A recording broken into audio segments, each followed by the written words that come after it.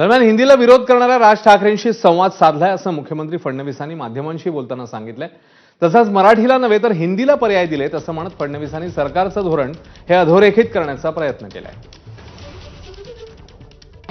माझी राज ठाकरेंची चर्चा झाली। त्यांचा आग्रह आहे की दोनच भाषा असल्या पाहिजेत, तिसरी भाषा तुम्ही लादू नका।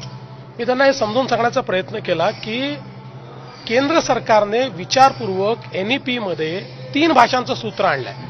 जर देशभरामध्ये 3 भाषांचं सूत्र आहे तर महाराष्ट्र 2 भाषाच्या सूत्रावर जाऊ शकत नाही। एनईपी देशाकरता आहे। आपल्याला कल्पना आहे की 3 भाषा सूत्राच्या विरुद्ध तमिळनाडू कोर्टमध्ये देखील गेलं, कारण कोर्टाने ते मान्य केलं नाही। आणि आपल्या देशातली एखादी अधिकची भाषा शिकण्यामध्ये काही वाईट काय आहे, गैर काय आहे? आपल्या भाषेला डावललं गेलं असेल तर वेगळी गोष्ट। आपली भाषा शिकत असताना जर आपली मुलं एखादी दुसरी भाषा अजून शिकतील तर त्याही भाषेतलं ज्ञान त्यांच्यापर्यंत पोहोचेल।